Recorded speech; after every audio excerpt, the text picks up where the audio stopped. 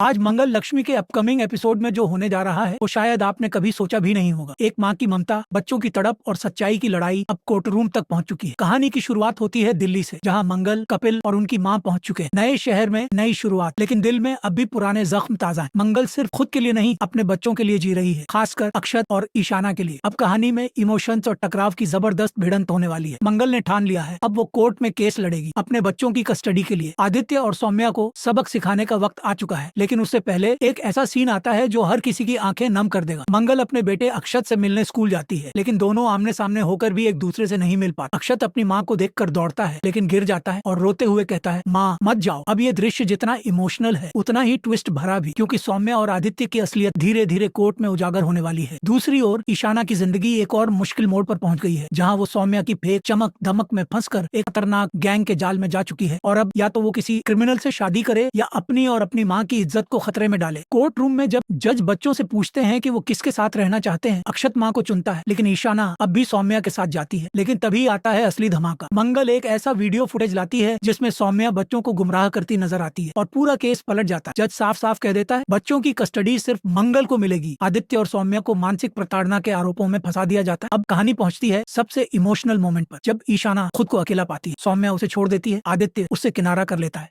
तब जाकर उसे अपनी माँ मंगल की याद आती है। लेकिन सवाल यह है, क्या अब भी मंगल उसे माफ करेगी? क्या ईशाना अपने गुनाहों को समझेगी? और सबसे बड़ा सवाल, क्या ये टूटा हुआ परिवार फिर से एक हो पाएगा? जवाब जानने के लिए बने रहिए हमारे साथ।